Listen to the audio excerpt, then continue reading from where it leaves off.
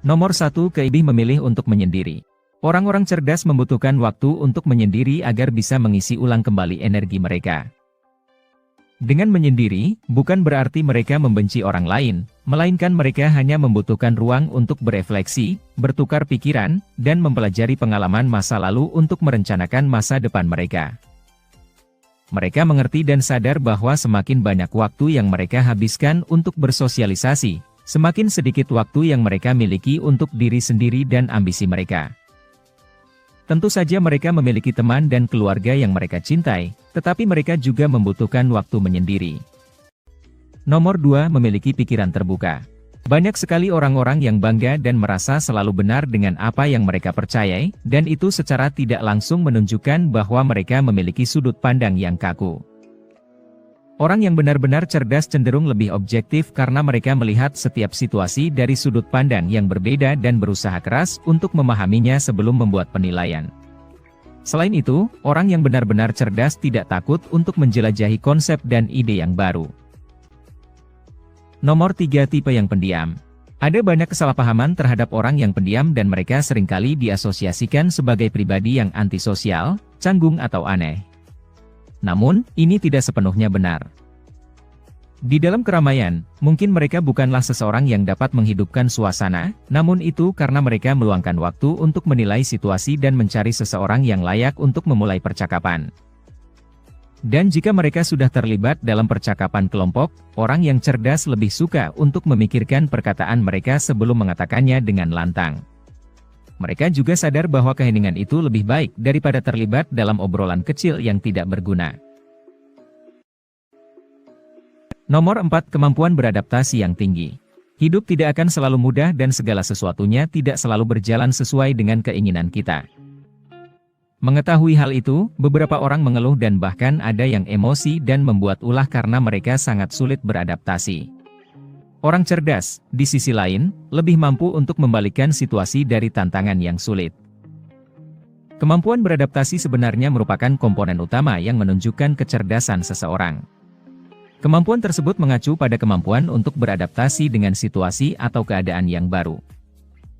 Sifat ini juga menunjukkan kemampuan seseorang dalam bertahan dan bangkit kembali dari keterpurukan ketika segala sesuatunya tidak berjalan sesuai harapan. Individu yang cerdas tidak takut akan ketidakpastian dan siap menghadapi segala sesuatu yang menghadang mereka, dan jika ketika segala sesuatunya tidak berjalan sesuai rencana, mereka bangkit kembali dengan cepat dan ingin mencoba lagi. Nomor 5, kontrol diri yang kuat. Saat disakiti, ditolak, atau diberhentikan, banyak orang mungkin mengamuk dan berteriak sekeras mungkin untuk mengekspresikan amarahnya.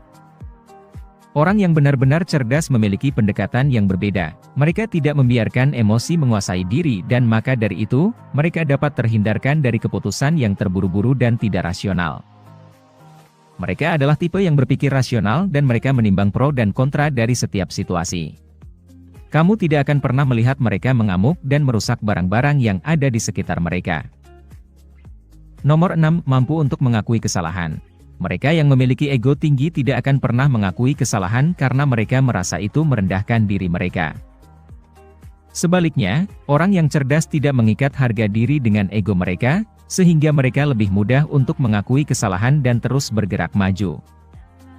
Jujur pada diri sendiri dan orang lain adalah sebuah sifat yang mengagumkan dan sifat tersebut mengindikasikan kecerdasan yang tinggi.